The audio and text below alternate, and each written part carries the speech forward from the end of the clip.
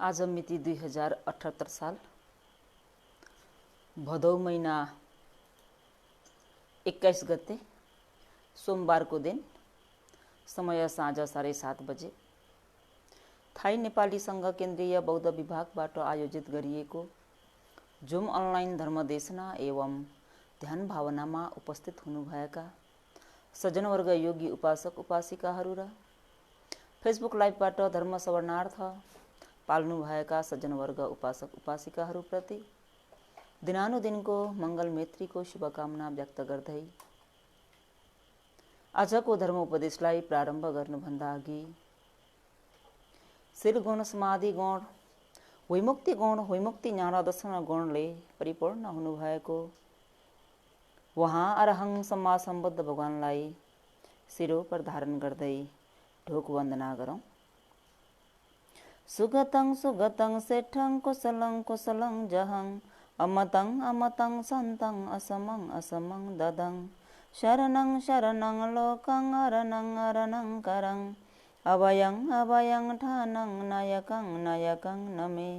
सुगतं सुगतं सेठं सुगतं उत्तम राम्रो असल वचन मात्र बोल्नु हुने, सुगतं उत्तम भएको निर्वाणमा पुगिसक्नु भएको सेठङ विशेष रूपले प्रशंसनीय तथा उत्तम भई बक्सिनु भएको कुशलं कुशलं कुशल कुशललाई जहङ त्यागी सक्नु भएको अमतं मृत्यु हुनुबाट रहित भई बक्सिनु भएको अमतं अमृत निर्वाणले परिपूर्ण भई बक्सिनु भएको सन्तं क्लेशको डाह शान्त गरिसक्नु भएको असमङ शिलादि गुणले अतुल्य भई बक्सिनु भएको असमङ लौकिक धर्मसँग सम्मान नभएको मार्ग फल तथा निर्वाणलाई ददङ देशना ज्ञानद्वारा दिनु हुने शरणङ सत्व प्राणीहरूको शरण आधार भई बक्सिनु भएको लोकङ तीन लोकलाई शरणङ जानी बुझिसक्नु भएको अरणङ क्लेश रूपी धुलोबाट मुक्त भई बक्सिनु भएको अरणङ विनय प्राणीहरूसँग भएको क्लेश रूपी धुलोलाई करङ मुक्त नाश गराइदिनु हुने अभयङ जाति आदि रहित भई बक्सिनु भएको अभयङ भयबाट पनि रहित भई बक्सिनु भएको ठानङ निर्वाणमा नायकङ पुर्याइदिनु हुने नायकङ तीन पुद्गलहरूको नायक हुनुभएको भन्ते भगवानलाई अहङ म शिष्यले नमे नमामि ढोक वन्दना गर्दछु भन्ते भगवान।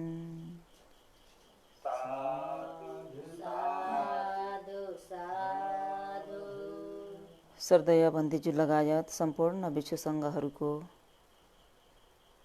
शिलगुण समाधि गुण र प्रज्ञा गुणहरूलाई स्मरण गर्दै वन्दना।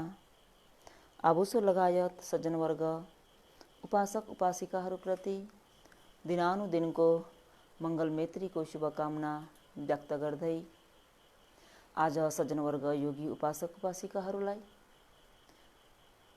मृत्यु पछिको लोक यानि मरण पछिको लोक भन्ने शीर्षकद्वारा उपकार गर्न गइरहेको छु। त यहाँबाट उपदेश गरिएको धर्मलाई राम्रोसँग सवर्ण गर्न सकोस्, सुनेर आफ्नो व्यावहारिक जीवनमा उतार्न सकोस् भन्ने मङ्गल मैत्रीलाई अघि सार्दै आजको धर्मदेशनालाई प्रारम्भ गरौँ। त मृत्यु पछिको लोक भन्ने बित्तिकै मृत्यु भन्ने जुन स्वभाव धर्म छ सज्जनवर्गहरू हो, यो मृत्यु मरण भन्ने स्वभाव धर्मले कसैलाई पनि पक्षपात गर्दैन, सबैलाई समान प्रकारको व्यवहार गरिदिन्छ। लोकमा भएका लोकजनहरूले विभिन्न प्रकारले एकले अर्कोलाई पक्षपात गर्ने गर्छन्, हेप्ने गर्छन्, हेलाको दृष्टिले हेर्ने गर्छन्। जस्तो कि धनी व्यक्तिले गरिबलाई, त्यस्तै गरी राम्रोले नराम्रोलाई, उच्कुलले निचकुललाई आदि गरिएका विभिन्न प्रकारले लोकजनका व्यक्तिहरूले एक आपसमा पक्षपात गर्ने गर्छन्, छुट्याउने गर्छन्। भनी जुन यो मरण भन्ने स्वभाव धर्म छ, यो मरण भन्ने स्वभाव धर्मले कसैलाई पनि पक्षपात गर्दैन। यी त उपासक हो पनि भन्दैन, उपासिका हो पनि भन्दैन, भन्ते पनि भन्दैन, गुरुमा पनि भन्दैन, उस्कुलको पनि भन्दैन, निचकुलको पनि भन्दैन, धनी पनि भन्दैन, गरिब पनि भन्दैन, भर्खरको सानो पनि भन्दैन, वयोवृद्ध पनि भन्दैन, जो कोहीलाई पनि के गर्छ त भन्दा मर्न भन्ने स्वभाव धर्मले सम्मान बनाइदिन्छ। यानी जो कोही पनि के हुनुपर्छ त भन्दा मृत्यु हुनुपर्छ, यानी मर्नुपर्छ सज्जनवर्गहरू हो। मर्नको अगाडि कसैले पनि केही गर्न सक्दैनन्। मर्न भन्ने स्वभावले तपाईँ हामीहरूलाई समान रूपमा सम्मानको व्यवहार गरिदिन्छ। त बाँचुन्जेल एकले अर्कोमा, एक आपसमा तँ तर म गरेर ऊभन्दा म ठुलो, ऊभन्दा म जान्ने आदि भनेर अभिमान गर्नु कुनै पनि योग्य छैन र सार पनि छैन। जुन प्रकारले तपाईँ हामीहरूले घमण्ड गर्छौँ, अभिमान गर्छौँ, उक्त घमण्ड र अभिमानको कारणले गर्दाखेरि दुर्गति लोकमा गएर दुःख कष्ट भोग गर्नुपर्ने हुन्छ।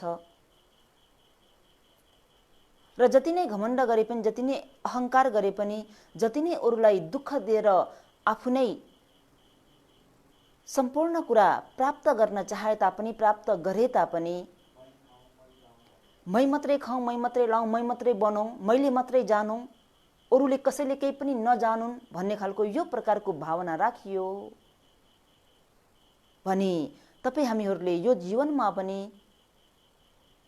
दुःख कष्ट भोग गर्नुपर्ने हुन्छ भने परलोकमा पनि दुर्गति नै पतन हुनुपर्ने हुन्छ। कतिले यो प्रकारको अन्याय, अत्याचार, अकुशल पाप गरेर एक जीवन सुखी भए तापनि मृत्यु पश्चात त दुःख कष्ट नै भोग गर्नुपर्ने हुन्छ। जति नै हामीहरूले यो लोकमा मैले जिते, मैले सम्पूर्णलाई हराइदिए भनेर भने तापनि मृत्युको अगाडि कसैको केही लाग्दैन, मृत्युलाई कसैले पनि हराउन सक्दैन।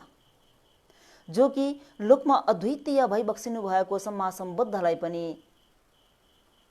मृत्युको अगाडि भगवान शास्ताको बन्त परिनिर्वाण भयो नि त सज्जनवर्गहरू हो।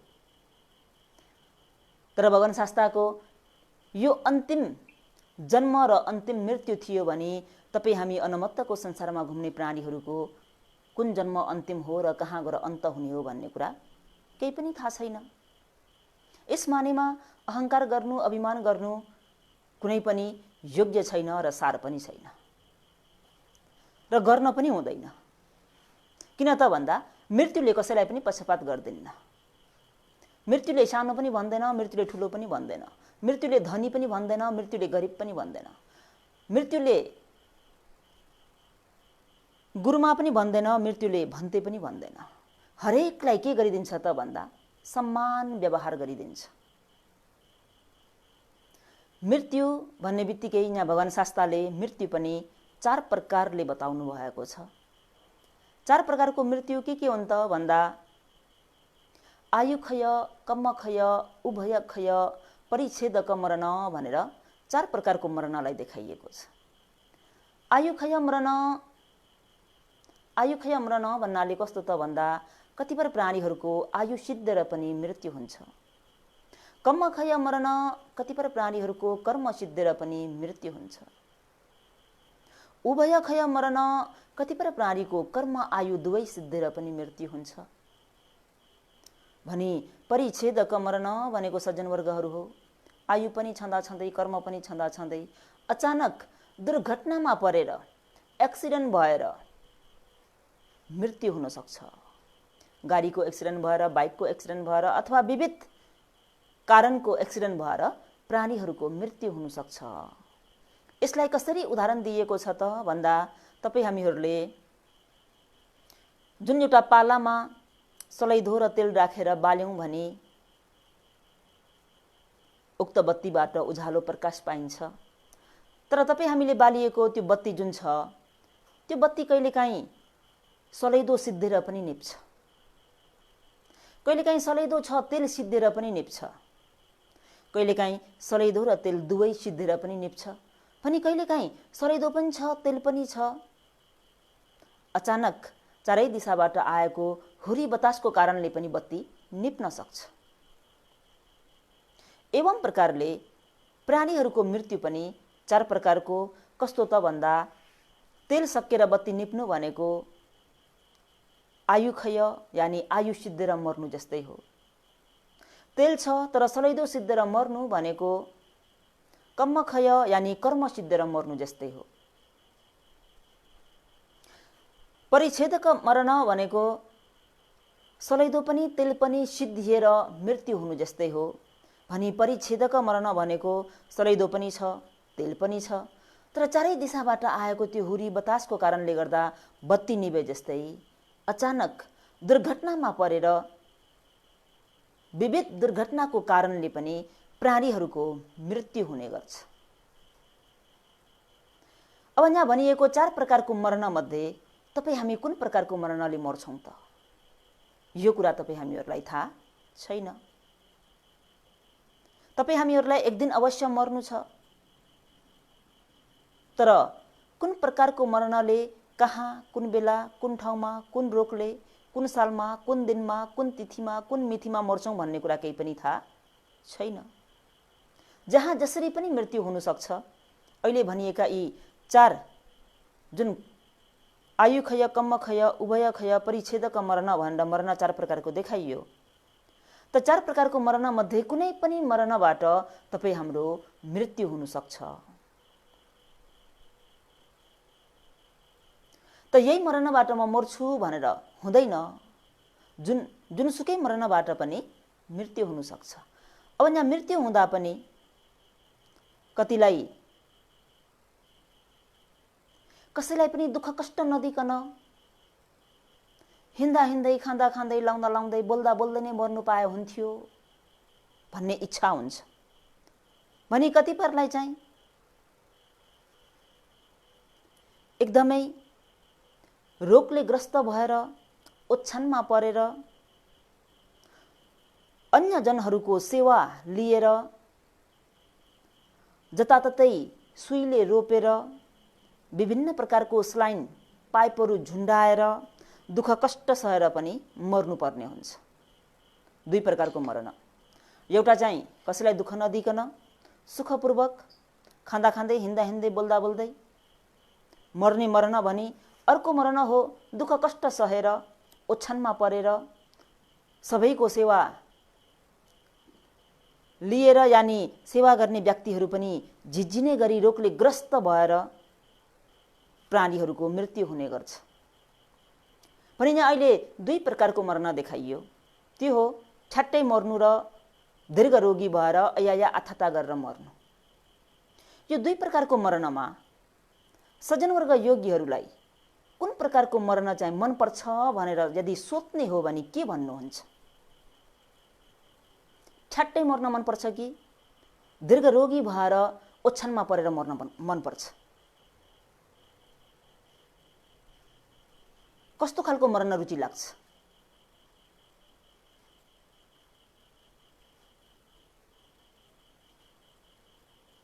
त 2 प्रकारको मरणमा प्राय जस्तो योगीहरूले केलाई रुचाउने गर्नुहुन्छ त भन्दा कसैलाई पनि दुःख नदिकन कसैको पनि सेवा नलिकन आफै हिँड्दा हिँड्दै बोल्दा बोल्दै खाँदा खाँदै नै ठट्टै जान पा कति आनन्द हुन्थ्यो।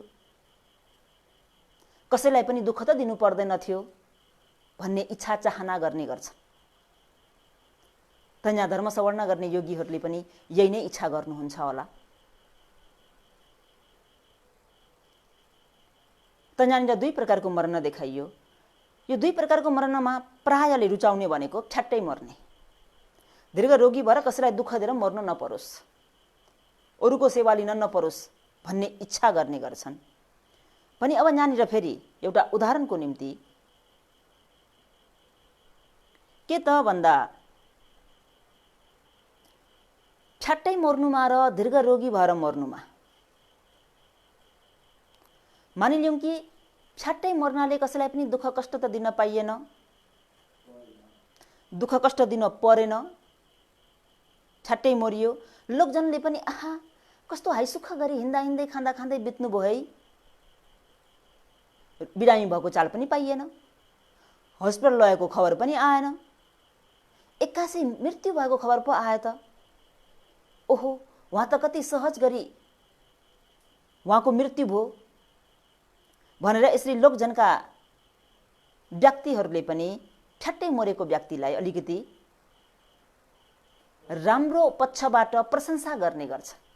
भने जुन व्यक्ति दीर्घरोगी भएर ओछ्यानमा परेर सबै परिवारजनको सेवा लिएर अयाया अथाथा गर्दै मर्नुपर्छ, उक्त व्यक्तिलाई चाहिँ कति पापी रहेछ।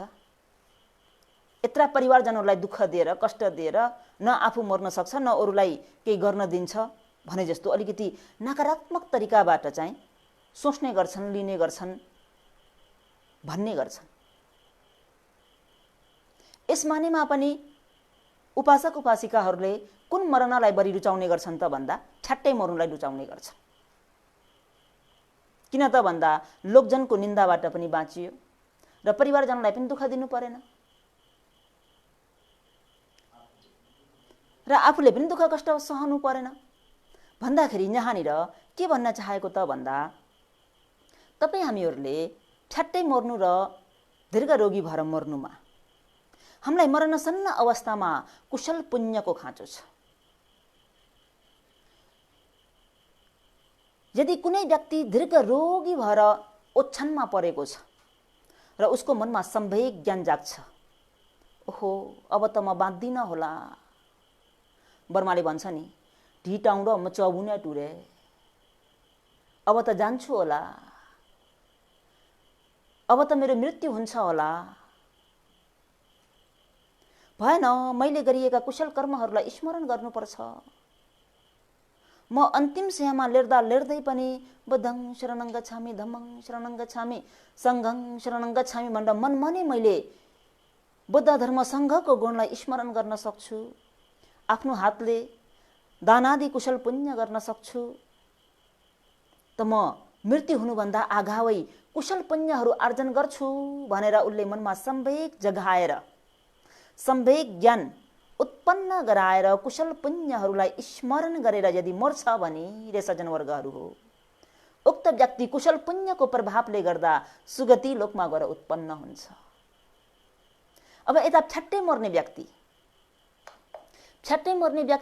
ठ्याट्टै मर्नु परेको कारणले गर्दा उसको मनमा कुनै प्रकारको सम्वेक ज्ञान नजागेको कारणले अझै त म मर्दिन होला, हरेक प्राणीलाई यो हुन्छ नि त, अझै त म बाँच्छु होला, अझै त म मर्दिन होला भन्ने त्यो सम्वेक ज्ञान उत्पन्न नहुँदा उसले के गर्न पुग्छ त भन्दा उसले कुशल पुण्यहरूको आरमण लिन सक्दैन र कुशल पुण्यहरूको आरमण लिँदैन पनि ठ्याट्टै मृत्यु हुन्छ र मृत्यु भएपछि दुर्गतिमा गएर यदि उत्पन्न हुन्छ भने यो ठाउँमा सज्जनवर्गहरूलाई कुन मर्न चाहिँ मनपर्छ? ठ्याट्टै मर्न रुचि लाग्छ कि अलिकति दीर्घरोगी भएर ओछ्यानमा परेर कुशल पुण्यको मनन गरेर मर्न मनपर्छ? यो ठाउँमा भन्नुहुन्छ फेरि कुशल पुण्य मनन गर्ने हो भने त हामी अलिकति ओछ्यानमै परेर अयाया अथाथा गर्दै भए पनि पुण्य चाहिँ स्मरण गरेर मर्ने भन्नुहुन्छ। उता चाहिँ फेरि कसैलाई दुःख नदिने हिसाबमा ठ्याट्टै मर्न मनपर्छ भन्नुहुन्छ भने यता पुण्यको हिसाबमा चाहिँ फेरि ओछ्यानमा परेर अयाया अथाथा गर्दै भए पनि पुण्य स्मरण गरेर मर्न पा। त यहाँनिर तपाईँ हामीहरू ठ्याट्टै मरे तापनि दीर्घरोगी भएर विभिन्न रोगको शिकार भएर दुःख कष्ट भोग गरेर मर्नु परे तापनि आफ्नो कर्म कस्तो छ, के कर्म गरी आएका छौँ यो कुरा तपाईँ हामीहरूलाई थाहा छैन र हामी कसरी मर्छौँ भन्ने कुरा पनि हामीलाई थाहा छैन। हामी ठ्याट्टै मर्छौँ भनेर पनि हुँदैन, म दीर्घरोगी भएर चाहिँ रोगले ग्रस्त भएर ओछ्यानमा परेर मर्छु भनेर पनि हुँदैन। ठ्याट्टै पनि मर्न सकिन्छ या त दीर्घरोगी भएर पनि मर्न सकिन्छ, चाहे ठ्याट्टै मरौँ या दीर्घरोगी भएर मरौँ, जुनसुकै अवस्थामा मरे तापनि तपाईँ हामीहरूलाई मृत्यु हुनु छ। ठ्याट्टै मर्दैमा एकदमै धार्मिक एकदमै पुण्यमान व्यक्ति भन्न पनि सकिँदैन र दीर्घरोगी भएर ओछ्यानमा परेर अयाया अथाथा गरेर मर्दैमा एकदमै पापी पनि भन्न सकिँदैन। किन त भन्दा तपाईँ हामीहरूले ठ्याट्टै मरौँ या त दीर्घरोगी भएर मरौँ, तपाईँ हामीले मरणसन्न अवस्थामा के हुनु नित्यन्त आवश्यकता छ त भन्दा कुशल आरमण आउन नित्यन्त आवश्यकता छ। चाहे ठ्याट्टै मर्नुस्, चाहे दीर्घरोगी भएर ओछ्यानमा परेर दुःख कष्ट भोग गरेर नै मर्न किन नपरोस्, मर्ने बेलामा तपाईँ हामीहरूलाई कुशल आरमणको आवश्यकता छ। जुनसुकै अवस्थामा, जुनसुकै पोजिसनमा, जुनसुकै बेलामा मृत्यु भए तापनि कुशल आगमन आउनु पर्यो। कुशल आगमन आइदियो भने तपाईँ हामीहरूले इच्छा गरिएको, चाहना गरिएको राम्रा राम्रा भवनमा, राम्रा राम्रा लोकमा उत्पन्न हुन सकिन्छ र ओछ्यानमा दीर्घ रोगी भएर मरे तापनि, ठ्याट्टै मरे तापनि कुशल आगमन आउन सकेन भने त्यो अकुशल आगमनले दुर्गतिमा पतन गराइदिन्छ। कुशल आगमनले सुगति लान्छ भने अकुशल आगमनले दुर्गतिमा लान्छ। त हामीलाई मरणासन्न अवस्थामा आवश्यक भएको चिज भनेको के हो त भन्दा कुशल आगमन। यो कुशल आगमनलाई हामीले कसरी ल्याउने त? मरणासन्न अवस्थामा कुशल आगमनलाई, कुशल पुण्यलाई कसरी सम्झिने त? भगवान शास्त्रले त भन्नुहुन्छ कि यो मन कस्तो छ रे त भन्दा पापस्मिङ रमते मनो रे सज्जनवर्गहरू हो। पापस्मिङ रमते मनो, यो मन अकुशल पापमा रमाउने गर्छ, यो मन कुशल पुण्यमा रमाउँदैन। किन अकुशल पापमा रमाउँछ त भन्दा जन्म जन्मान्तर जीवन जीवन जीवन अकुशल अकुशल अकुशल अकुशलमै रमाएर आएको हुँदा, अकुशललाई नै मित्र बनाएर आएको हुँदा अहिले एक्कासी कुशल गर न, कुशल गर्नुपर्छ, अकुशलले नराम्रो ठाउँमा पतन गराउँछ, अकुशलले दुःख दिन्छ भनेर थाहा पाउँदा पाउँदै पनि अकुशललाई त्याग्न गाह्रो छ। यो मन अकुशलमै रमाइरहेको हुन्छ। कहाँसम्म त भन्दा कुशल महाराजको अग्रमैसिनी मल्लिका देवी भनेको त सबैले सुन्नु नै भएको छ। मल्लिका देवी बुद्ध शासनमा दान गर्ने नारीहरू मध्येमा जुन अश्वदेश्य दान छ, एक समासम बुद्धको समयकालमा एकपल्ट मात्र हुने दान, उक्त दानमा को चाहिँ अगुवाई थियो त? कसले उजी उजाउ गरेको थियो त भन्दा अम्योदमीले, यानी नारीले चाहिँ अग्रणी भूमिका निभाएर नायिकेको काम गरेर उक्त दानलाई सफल तुल्याउनु भएको। एक दिनमै 14 करोड धन खर्च गरेर चाहिँ भिक्षु महासङ्घमा दान गरिएको। र अन्य समयमा पनि भगवान शास्त्रको समक्ष जाने, शील अधिष्ठान गर्ने, धर्म सवर्ण गर्ने, दान आदि कुशल पुण्य गर्ने। कुशल महाराज मन्द बुद्धिको हुनुहुन्थ्यो, दुई हेतुक भएको कारणले गर्दाखेरि उहाँमा ज्ञान थिएन र महाराजको त्यो विभिन्न समस्याहरूलाई महारानीले सुल्झाइदिने, विभिन्न प्रकारका त्यो अकुशलबाट महाराजलाई बचाउनको निम्ति विभिन्न उपमा उपमेयहरू दिएर चाहिँ महाराजलाई अकुशलबाट जोगाउने महारानी अति नै तीक्ष्ण बुद्धिको हुनुहुन्थ्यो। र यस्तो महान दानमा आफू अगुवाई भएर, एक नारी चाहिँ अगुवाई भएर उक्त दानलाई सम्पन्न गर्नुभएको। एक बुद्धको समयकालमा एकपल्ट मात्रै हुने गर्छ त्यो प्रकारको दान। यस्तो महान दान गरेकी उपासिका रात दिन कुशल पुण्य गरेको, रात दिन बिहारमा जाने, उपदेश सुन्ने, शील अधिष्ठान गर्ने, दान आदि योग्य वस्तुहरू दान गर्ने, रात दिन कुशल कुशल कुशलमा मात्रै रमाएर बस्नु भएको। एक दिन उहाँले आफ्नो श्रीमानलाई मुसावादा, झुटा कुरा बोल्नु भएको थियो। झुटा वचन एकपल्ट है, धेरैपल्ट पनि होइन। तर कुशल पुण्य चाहिँ कति गर्नुभएको थियो त भन्दा जीवनभर कुशल पुण्य गर्नुभएको थियो।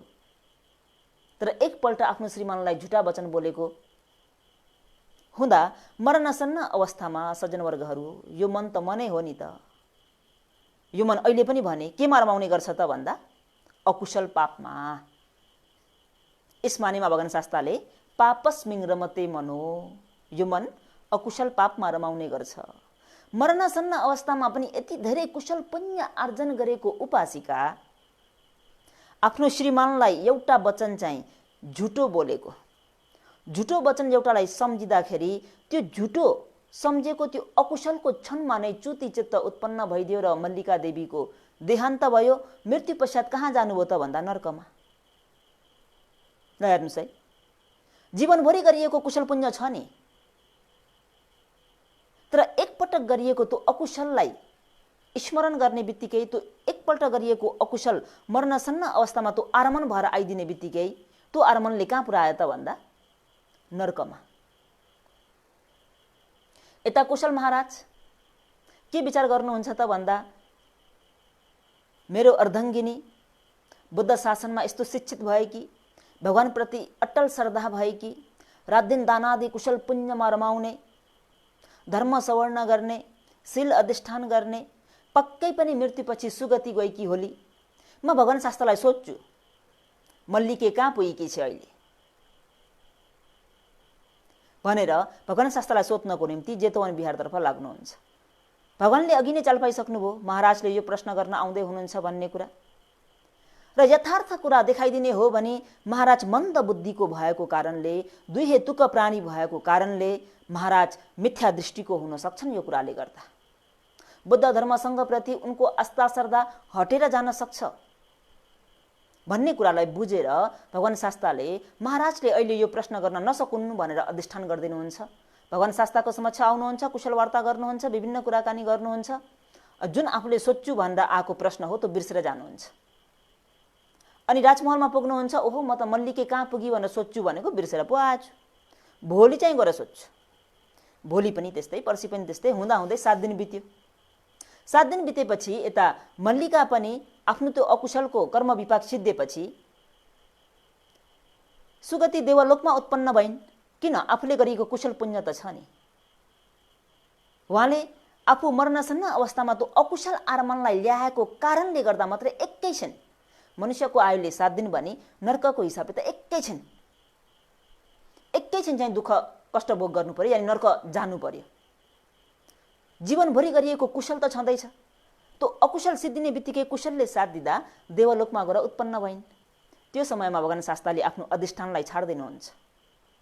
अनि महाराज आउनुहुन्छ र आउने बित्तिकै भगवान मैले एउटा प्रश्न गर्छु भनेर आए। जहिले पनि यो प्रश्न गर्न बिर्सेको बिर्सै, आज म अरू कुरा केही नगरिकन यो प्रश्न चाहिँ गर्छु कि मेरो मल्लिके अहिले कहाँ पुगेकी छ। महाराजले के सोध्नुभयो? अहिले मेरो मल्लिके कहाँ पुगेकी छ भन्दा अहिले त तिम्रो मल्लिके देवलोकमा छिन् नि महाराज भनेपछि महाराज अति नै प्रसन्न भएर ओहो बुद्ध शासनमा श्रद्धा गर्ने, दान गर्ने यस्तो श्रद्धालु उपासिका देवलोक नपुगेर कहाँ पुग्छिन् त भनेर अझै बुद्ध धर्मसँगमा चाहिँ महाराजको श्रद्धा अभिवृद्धि भएको थियो। त यहाँ भन्न चाहेको के त भन्दा मल्लिका महारानीले जीवनभरि गरिएको यत्रो कुशल पुण्य छँदा छँदै पनि मर्नसन्न अवस्थामा त्यो अकुशलको आगमन आउँदा एकैछिन क्षणिक भए तापनि नर्कमा दुःख भोग गर्नु पर्यो र त्यसपछि आफ्नो कुशल पुण्यले साधिदा सुगति जानुभयो। त तपाईँ हामीहरूले पनि मर्नसन्न अवस्थामा कुशल आगमन ल्याउन नित्यान्त आवश्यकता छ। मर्नसन्न अवस्थामा कुशल आगमन ल्याउनको निम्ति तपाईँ हामीहरूले के गर्नुपर्छ त भन्दा जीवनभरि नै यो मनलाई कुशलतिर ढालेको हुनुपर्छ। यो मनको स्वभाव हो, राम्रो चिज देख्यो कि हेर्नै खोज्छ, राम्रो शब्द सुन्यो कि सुनि नै रहन खोज्छ, यानि पञ्चकामगुणका कुराहरूमा धेरै नै आसक्त हुन्छ। धर्म उपदेश र गाना गीतमा प्राय मानिसहरूले केलाई रुचाउने गर्छन् त भन्दा गाना गीतलाई नै रुचाउने गर्छन्, उपदेशलाई भन्दा पनि। किन त भन्दा पञ्चकामगुणमा प्राणीहरू रमाउने गर्छन्। त त्यो मनलाई तपाईँ हामीहरूले ढालेर कुशल पुण्यमा रमाउने गराउनुपर्छ र कुशल पुण्यमा रमाउने गराउन सकियो भने बल्ल मर्नसन्न अवस्थामा कुशल आगमन आउँछ। यसको निम्ति तपाईँ हामीहरूले समय छँदैमा मनमा श्रद्धा उत्पन्न भएकै अवस्थामा, बुद्ध शासन पाएको मौकामा, मनुष्य जीवन पाएको अवसरमा कसरी हुन्छ कुशल पुण्यलाई अधिकभन्दा अधिक आर्जन गरेर कुशल पुण्यको आगमनलाई धेरैभन्दा धेरै बनाइराख्नुपर्छ। कुशल पुण्यको आगमनको अभ्यास धेरै भयो भने बल्ल त्यो मर्नसन्न अवस्थामा पनि त्यो कुशल आगमन आउन सक्छ।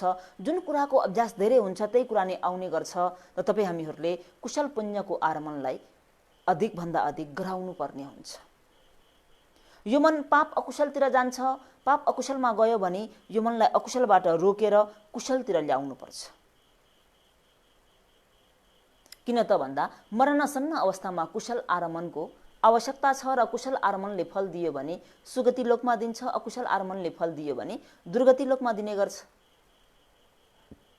र जन्मेर आएका हरेक प्राणीलाई फेरि यो मृत्युसँग म सामना गर्दिन भनेर पाइँदैन, हरेक प्राणीले सामना गर्नुपर्ने हुन्छ।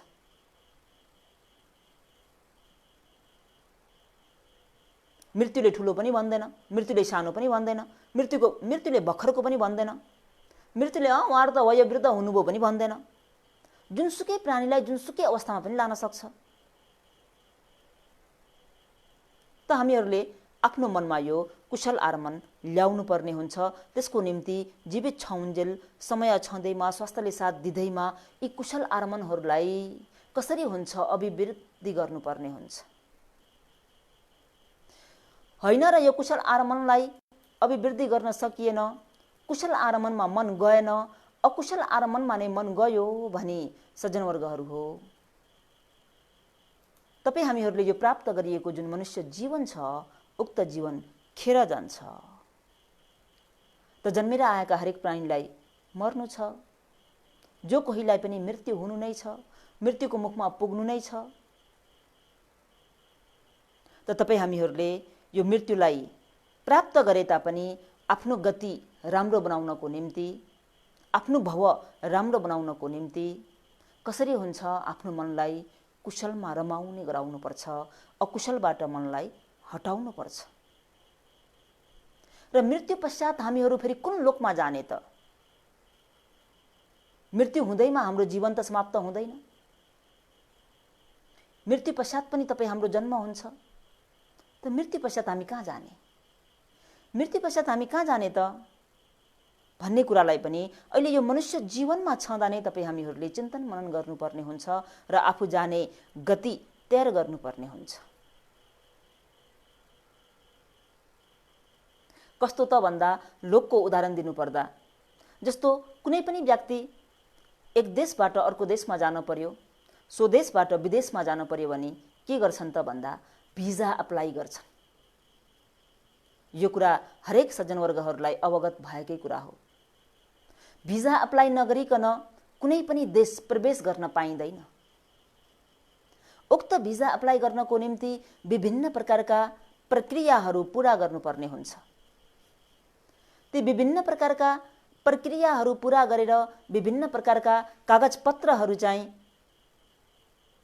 अप्लाई गरेर त्यसमा भएन भनेर आफू जाने देश अनुसारको रकम पनि देखाउनु पर्छ। उदाहरणको निम्ति अमेरिका जाने इच्छा छ भने कमसेकम 40-45 लाख चाहिँ देखाउनु पर्ने हुन्छ। अस्ट्रेलिया जाने हो भने 35-40 लाख जस्तो देखाउनु पर्ने हुन्छ। थाइल्यान्डसम्म जाने हो भने 2 लाख जस्तो देखाउनु पर्ने हुन्छ। यदि होइन भने उसले भिजा दिँदैन, भिजा दिन मान्दैन। त भिजा प्राप्त गर्नको निम्ति तपाईँ हामीहरूले अगाडि गर्नुपर्ने जुन प्रक्रिया हो त्यो जम्मैलाई पूर्ण गर्नुपर्ने हुन्छ। अनि मात्रै भिजा प्राप्त गरेर त्यो देशमा तपाईँ हामीहरू जान सक्छौँ। त उक्त देशमा जाँदाखेरि पनि भिजा विभिन्न प्रकारको छ। स्टुडेन्ट भिजामा जाने हो कि, वर्किङ भिजामा जाने हो कि, टुरिस्ट भिजामा जाने हो कि, उसले त्यही अनुसारको उक्त देशमा बस्ने अनुमति दिन्छ। भिजा सिद्धियो भने फेरि तपाईँ हामी के गर्नुपर्छ त भन्दा सो देशमै फर्केर आउनुपर्ने हुन्छ या त फेरि भिजालाई रिन्यू गर्नुपर्ने हुन्छ। भिजा प्राप्त गरेर अरूको देशमा कमाई गर्छु भनेर जाने व्यक्तिले आफूले कमाएको जम्मै धन सम्पत्ति चाहिँ पञ्चकामगुणमा रमाएर पञ्चकामगुणलाई भोग गरेर नै सिद्ध्याउँछ भनी सज्जनवर्गहरू हो, उक्त व्यक्तिलाई तपाईँ हामीहरूले मूर्ख भनिन्छ। किन त भन्दा आफ्नो घरबाट सबैसँग ऋण काटेर ऋण लिएर विभिन्न प्रकारको दुःख कष्ट सहेर त्यो देशमा धन सम्पत्ति आर्जन गर्नको निम्ति गएको हुन्छ र आफूले आर्जन गरिएका त्यति सम्पत्तिलाई के गर्न पुग्छ त भन्दा साथीभाइहरूको सत्सङ्गतमा लाएर सङ्गत गल्ती हुँदा उसले जम्मै प्राप्त गरिएको सम्पत्तिलाई पञ्चकामगुणमा नै सिद्ध्याइदिन्छ। पनि कतिपय व्यक्तिले चाहिँ होइन, म घरबाट आउँदाखेरि धेरै ऋण लिएर आएको छु, मैले यहाँ राम्रोसँग काम गर्नुपर्छ, राम्रोसँग काम गरेर प्राप्त भएको त्यो धन सम्पत्तिलाई मैले जोगाउनुपर्छ र घरमा पठाउनुपर्छ भन्ने जुन मनसाय राखेर काम गर्छन् उनीहरू के हुन्छन् त भन्दा बुद्धिवान हुन्छन्। जुन व्यक्तिले यो कुरालाई मनन गरेर काम गर्न सक्दैन त्यो व्यक्ति मूर्ख हुन्छ। उसको सम्पूर्ण कुरा हानि हुन्छ, नोक्सानी हुन्छ, कुनै पनि फलिफाप हुन सक्दैन। त्यस्तै जस्तो यो चाहिँ हजुरहरूलाई उदाहरण मात्रै दिइएको। त्यस्तै जस्तो अहिले तपाईँ हामीहरू पनि मनुष्य लोकको भिजा अप्लाई गरेर मनुष्य लोकमा आएका छौँ।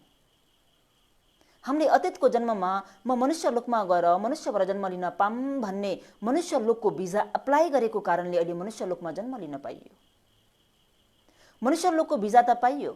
अब हामीले पाएको भिजा यस्तो छ कि हामी कति समयसम्म कुन बेलासम्म मनुष्य लोकमा बाँच्न पाउँछौँ, रहन पाउँछौँ भन्ने कुरा केही पनि थाहा छैन।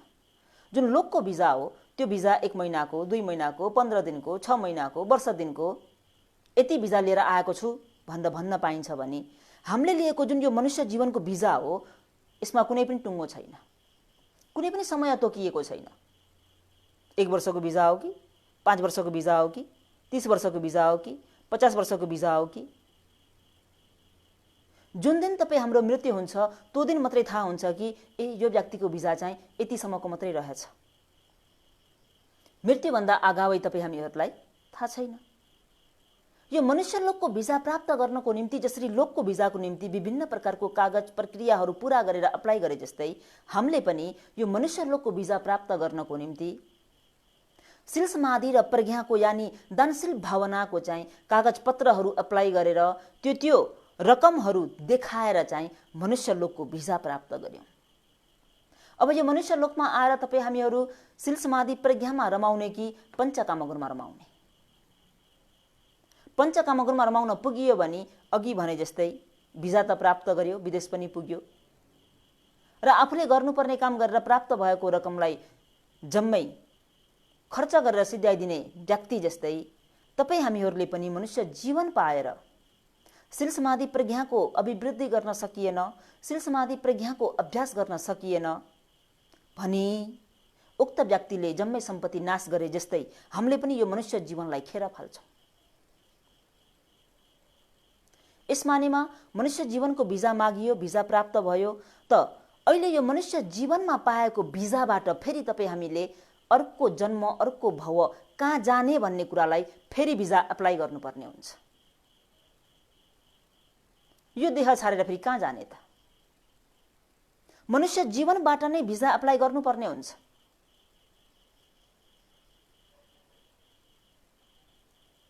भिजा अप्लाई गर्न सकिएन, सही ठाउँमा भिजा अप्लाई भएन भने मनुष्य जीवन फेरि खेर जान सक्छ। उक्त व्यक्तिले लोकको भिजा लिएर विदेशमा गएर काम गर्दाखेरि कम्पनी छान्ने गर्छ, स्यालेरी हेर्ने गर्छ, मलाई कुन कम्पनीमा कस्तो काम हो, मैले महिनामा कति तलब पाउँछु, त्यो जम्मै कुरा बुझेर आउने गर्छ। भने तपाईँ हामीले पनि अहिले मनुष्य लोकको भिजा मागियो, मनुष्य लोकमा आइयो। यो मनुष्य लोकमा पनि 3 प्रकारको उद्योगहरू छन्। त्यो उद्योग भनेको एउटा कामगुणको उद्योग, दोस्रोमा ब्रह्मलोकको उद्योग र तेस्रोमा अरिय उद्योग भनेर 3टा उद्योगहरू छन्। कुन उद्योगमा गएर हामीले काम गर्ने? कामगुणको उद्योगमा काम गर्छौं भने पार कामगुणको उद्योगमा काम गरेको बापत 2टा लोकमा भिजा अप्लाई गर्न पाइन्छ। त्यो हो दुर्गति र सुगति। भने ब्रह्मलोकको उद्योगमा काम गरियो भने 20 ब्रह्मलोकमा भिजा अप्लाई गर्न पाइन्छ। अरियहरूको क्षेत्रमा गएर अरियहरूको उद्योगमा गएर काम गर्न पाइयो भने निर्वाणको भिजा अप्लाई गर्न पाइन्छ। अब तपाईँ हामीहरूले कस्तो ठाउँको भिजा चाहिँ अप्लाई गर्ने हो?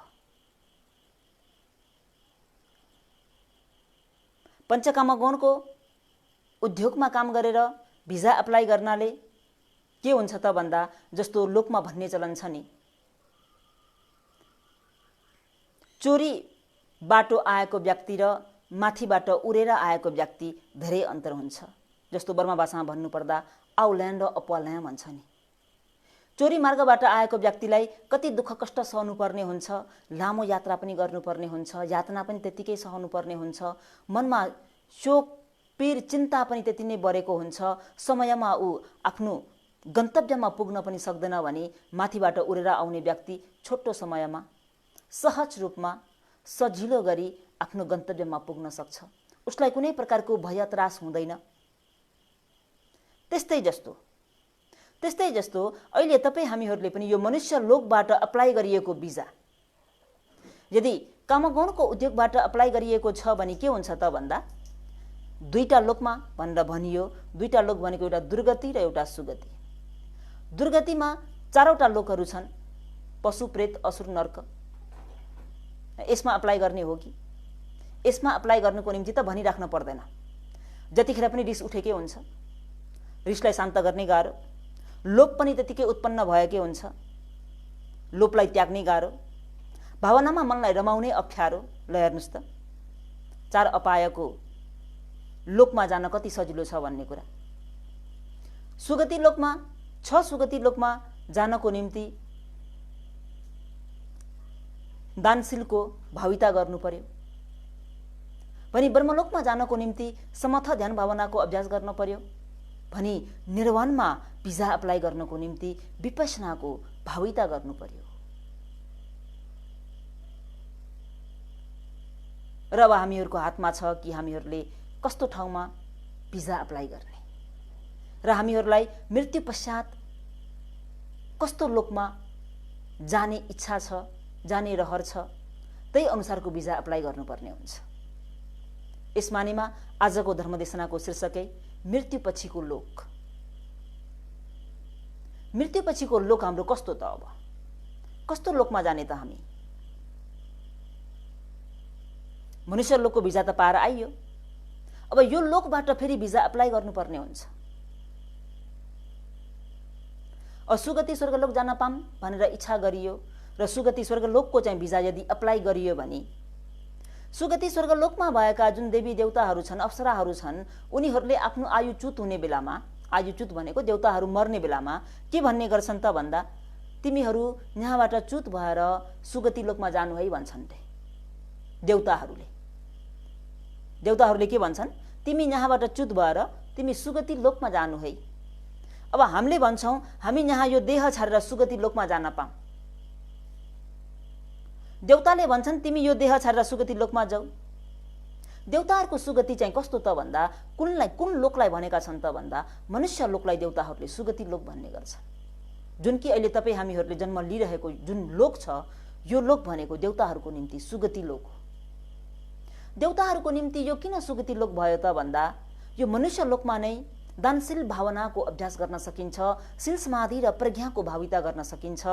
सुगति लोक भनेको त आफूले यहाँ गरिएको दानको फललाई भोग गर्ने ठाउँ मात्र हो, त्यहाँ कुनै पनि पुण्य कर्म गर्न पाइँदैन।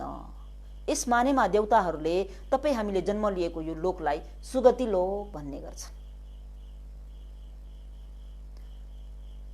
र आफ्ना मित्र देवताहरू बित्ने बेलामा पनि भन्छन् कि तिमी मृत्युपछि चाहिँ सुगति लोकमा जानु है।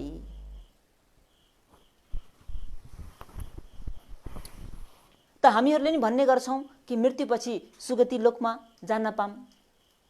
त हामीले जानेको सुगति चाहिँ देवलोक। देवताहरूले चाहिँ के भनिरहेका छन् त भन्दा, अहिले तपाई हाम्रो जन्म भएको लोकलाई सुगति लोक सज्जनवर्गहरू हो। यो लोकबाट तपाई हामीहरूले जुनसुकै लोकलाई पनि भिजा अप्लाई गर्न सक्छौं। जुनसुकै लोकलाई पनि, 4 अपायलाई पनि सकिन्छ, 6 देवलोकलाई पनि सकिन्छ, 20 ब्रह्मलोकलाई पनि सकिन्छ। यति मात्र होइन, अद्वितीय समासम्बद्धले बताउनु भएको जाति जरा व्याधि मरणबाट मुक्त भएको परम शान्ति भन्ने निर्वाणलाई पनि अप्लाई गर्न सकिन्छ। अब यो तपाई हाम्रो हातमा छ, हामीले कहाँ अप्लाई गर्ने भन्ने कुरा। जसलाई जहाँ जहाँ जाने रहर हो त्यहाँ त्यहाँ आफ्नो भिजा आफै नै अप्लाई गर्नुपर्ने हुन्छ। त मैले मृत्युपछिको लोकको निम्ति कुन लोकमा भिजा अप्लाई गर्ने भन्ने कुरा स्वयं आफूले आफैलाई नै सोध्नुपर्ने हुन्छ। र भगवान शास्त्रको समयकालमा पनि आफूले अप्लाई गरे मुताबिक जुन जुन लोकको भिजा अप्लाई गरिएको हो त्यही अनुसारको जन्म भएर गएको थियो भन्ने एउटा उदाहरण भगवान शास्त्र श्रावस्तीको जेतवनाराम बिहारमा बिहार लिएर बस्नु भएको समयमा एकजना मणिकारको घरमा त्यसका नाम गरेको भन्तेजु सधैँ भिक्षाको निम्ति भोजनको निम्ति आउने गर्नुहुन्थ्यो र उक्त मणिकार उपासकले पनि ज्वेलर उपासकले पनि भन्तेजुलाई पिण्ड भोजन आदि दान गर्दै आउनु भएको 12 वर्ष भइसकेको थियो। र एक दिन भन्तेजु भोजनको निम्ति आउनुभयो, उपासकको घरमा आएर बस्नुभयो। उपासकले पनि भन्तेजुकै अगाडि मासु काट्दै हुनुहुन्थ्यो, हातमा रगतहरू लागेको थियो। त्यही समयमा कुशल महाराजकोबाट एउटा सन्देश आयो कि यो मणि रत्न चाहिँ तुरुन्तै सफा गरेर यसलाई धोइ पखाली गरेर पाल्नुपर्ने ठाउँ-ठाउँमा पालहरू गराइदिएर चाहिँ ल्याइदिनु भन्ने आदेश आयो। महाराजले पनि हतारमा उक्त मणिलाई आफ्नो रगत मुछिएको हातले नै मणिकारले लिनुभयो र अनि के गर्नुभयो त भन्दा उक्त मणिलाई एक ठाउँमा राखेर आफू हात धुनको निम्ति बाहिर निस्किनुभयो। त्यही समयमा मणिकारको घरमा पालिराखेको एउटा हाँस रहेछ। उक्त हाँसले रगतको गन्धले गर्दा त्यो मणिलाई रगतको टुक्रा सम्झेर खाइदियो। अनि यता उपासक आएर हेर्छु भन्दा त मणि छैन। मणि नभएपछि उपासकले आफ्नो अर्धाङ्गिनीलाई, आफ्ना घरका सदस्यहरूलाई जम्मैलाई सोध्नुभयो, यहाँ महाराजको मणि राखेको थिए खोइ भनेर सोद्धाखेरि सबैले के भने त भन्दा हामीले त देखेका छैनौँ, हामीले लिएका छैनौँ भन्दा उपासकले भन्नुभयो, होइन मैले यहीँ राखेको हो, अब राजाको मणि हो, यदि दिन सकिएन भने त राजदण्ड हुन सक्छ, जसरी पनि खोज्नुपर्छ। यहाँ अरू को व्यक्ति आएको छ भनेर विचार गर्दै जाँदा कोही पनि आएको छैन, भन्तेजु मात्र हुनुहुन्छ। अनि उपासकले भन्तेजुप्रति शङ्का गर्नुभयो, यो मणि पक्कै पनि भन्तेले लिएको हुनुपर्छ, यहाँ अरू कोही पनि बाहिरको मान्छे आएको छैन भनेर भन्तेजुप्रति शङ्का गरेर उपासकले भन्तेजु मणि दिनुहोस्, नत्र पनि हामी राजाबाट दण्ड सजाय भोग गर्नुपर्ने हुन्छ भन्दा भन्तेजुले भन्नुहुन्छ, उपासक मैले लिएको छैन। उपासकले भन्नुहुन्छ, भन्तेजु यहाँ हजुर बाहेक अरू कोही पनि छैन, हजुरले नलिएर कसले लियो? भन्तेजु भन्नुहुन्छ, उपासक मैले लिएको छैन। अनि उपासकलाई पनि राजदण्ड भोग गर्नुपर्ने डरको कारणले, भयको कारणले के गर्नुहुन्छ त भन्दा भन्तेजुलाई बानेर पिट्नुहुन्छ, कुट्नुहुन्छ। यसरी भन्तेजुलाई बानेर कुट्दै मणि दिने भए दिनु, नत्र पनि राम्रो हुने छैन, मैले यसरी राजाबाट दण्ड सजाय भोग गर्नुपर्छ भनेर भन्तेजुलाई कुट्दा उहाँको अर्धाङ्गिनीले भन्नुहुन्छ, पो स्वामी उहाँ भन्तेजु यस्तो स्वभावको हुनुहुन्न, उहाँले भनिरहनु भएको छ त मैले यो कार्य गरिनँ भनेर। उहाँ भन्तेजुलाई हामीले आजबाट चिनेको पनि होइन, 12 वर्ष बितिसक्यो, भन्तेजुमा यस्तो स्वभाव छैन, भन्तेजुलाई यसरी नकुट्नुहोस्, बरु राजदण्ड सजाय भोग गर्नुपर्छ भने हामी सहस्र रूपमा स्वीकार गरेर राजदण्ड भोग गर्छौँ, भन्तेजुलाई यसरी दुःख नदिनुहोस्, नपिट्नुहोस् भन्दा पनि उपासकले उपासिकाको कुरालाई नसुनिकन भन्तेजुलाई कुट्नुहुन्छ, पिट्नुहुन्छ र टाउकोबाट पनि अन्य शरीरको भागबाट पनि रगतहरू बग्न थाल्छ। उपासकले पनि एकदम रिसको जोकमा बल लगाएर भन्तेलाई कुट्दा भन्तेजु लड्नुहुन्छ। त्यो रगत बगेको, रगत निस्केको त्यो रगतको स्मेलले गर्दा, बास्नाले गर्दा त्यो हाँस फेरि रगत खानको निम्ति त्यही ठाउँमा आइपुग्छ।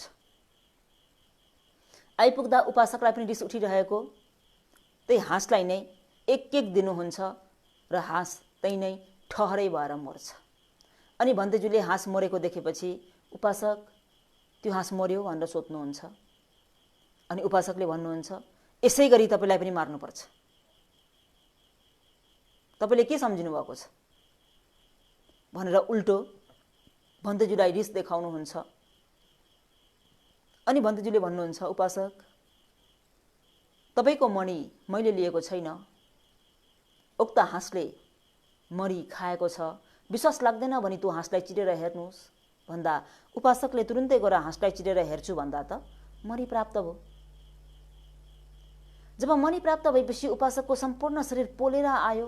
अनि भन्तेजुको 2 खुट्टा समाएर क्षमा याचना गर्न थाल्नुभयो, भन्तेजु क्षमा गर्नुहोस्, भन्तेजु म शिष्यलाई क्षमा गरी बक्स्योस्, मबाट ठुलो अनर्थ हुन पुग्यो, मैले गर्न नहुने कार्य गरी पठाए भन्ते, मलाई क्षमा गर्नुहोस् भनेर बिन्ती गर्नुहुन्छ, रुनुहुन्छ, फलाक्नुहुन्छ। भन्तेजुले भन्नुहुन्छ, ठिकै छ उपासक, क्षमा छ, यो तपाईँको दोष होइन, मेरो आफ्नो कर्मको फल हो। म यसरी चाहिँ तपाईँको घरभित्र आएर भिक्षा लिन नहुने, तपाईँको घरभित्र घुसेर मैले यसरी भिक्षा सेवन गर्न नहुने, यो मेरो दोष हो उपासक। म यदि तपाईँको घरमा नआएको भए यो दुःख कष्ट आज मैले सहनु पर्दैन थियो भनेर भन्तेजुले भन्नुहुन्छ। र उपासकले भन्नुहुन्छ, भन्तेजु यदि हजुरले मलाई क्षमा गर्नुभएको हो भने जसरी हजुर आजभन्दा अगाडिका दिनहरूमा भिक्षाको निम्ति, भोजनको निम्ति घरमा पाल्नुहुन्छ, एवं प्रकारले अब उपरान्त पनि आइदिनुपर्छ भन्दा भन्दैज्यूले भन्नुहुन्छ, अब उपरान्त म कसैको घरमा पनि जान्न, पस्दिन। अब जबसम्म मेरो खुट्टा दह्रो हुन्छ तबसम्म म घरै पछि भिक्षाटन गरेरै सेवन गर्छु। अब कसैको घरमा पनि म नपस्ने धुताङ्गलाई चाहिँ पालन गर्छु भनेर भन्दैज्यूले अब म कसैको पनि जान्न भन्नुहुन्छ। उपासकले क्षमा याचना मागेको मागे र त्यो कुटाइको कारणले गर्दा भन्दैज्यूलाई पनि असह्य वेदना भएर भन्दैज्यूको चाहिँ परिनिर्वाण हुन्छ। भन्दैज्यू अरहन्त भइबक्सिन्थ्यो, भन्दैज्यूको परिनिर्वाण भयो भने उता हाँस मरेर कहाँ जन्म लिन पुग्यो त भन्दा आफ्नै अर्धाङ्गिनी श्रीमतीको गर्भमा जन्म लिन आयो। भने उपासकले चाहिँ यसरी राजा भयबाट त्रसित भएर भयभीत भएर भन्दैज्यूलाई यसरी दुःख दिएको, पिटेको, कुटेको कारणले गर्दाखेरि अविची नर्कमा गएर दुःख कष्ट भोग गर्नु पर्यो भने यता उपासिकाले फेरि भन्दैज्यूलाई यसो नगर्नुस् न स्वामी, भन्दैज्यूले लिएको छैन भनिरहनु भएको छ त, भन्दैज्यूलाई यसरी यातना नदिनु न भनेर जुन भन्दैज्यूको पक्षमा बसेर उपासिकाले बोल्नु भएको थियो, भन्दैज्यूप्रति उहाँको जुन विश्वास थियो त्यो कर्मले गर्दा उपासिका सुगति लोकमा गएर उत्पन्न हुनुभयो सज्जनवर्गहरू हो। त जसले जहाँ जहाँ भिजा अप्लाई गरे त्यही ठाउँको भिजा प्राप्त गरेर त्यो लोकमा पुगे जस्तै यहाँनिर भगवान शास्त्रले पनि सबै प्राणीहरूले सम्वेक जगाउन् भन्नको खातिर उपदेश गरिदिनुहुन्छ। के भनेर उपदेश गरिदिनुहुन्छ त भन्दा गबमे के उपजन्ति निरयं पाप कम्मिनो सगं सुगति नो यन्ति परिनिबन्ति अनासवा। गबमे के उपजन्ति कोही प्राणीहरू गर्भमा उत्पन्न हुन्छन्, निरयं पाप कम्मिनो पाप कर्म गर्नेहरू नर्कमा जान्छन्, सगं सुगति नो यन्ति पुण्यवानहरू स्वर्गमा जान्छन्, परिनिबन्ति अनासवा आश्रव क्षय भइसकेका क्षीणश्रावीहरू परिनिर्वाण प्राप्त गर्छन् भनेर भगवान शास्त्रले यहाँनिर यसरी धर्मोपदेश गरिदिनुहुन्छ। र उक्त धर्म उपदेशलाई सवर्ण गरेर धेरै प्राणीहरूले मार्गफल प्राप्त गर्न सफल हुन्छन्। त सज्जनवर्ग योगी उपासक उपासिकाहरू हो, मृत्युपछिको लोक कुन हो, हामीहरूले कुन लोकको निम्ति भिजा अप्लाई गर्ने, कुन लोकमा जाने भन्ने कुरालाई यो मनुष्य जीवनमा नै तयार गरेर समय छँदैमा स्वास्थ्यले साथ दिँदैमा मनमा श्रद्धा उत्पन्न भएकै क्षणमा यो श्रद्धा फेरि कहाँ कसरी बिग्रेर जाने हो भन्ने कुरा पनि थाहा छैन।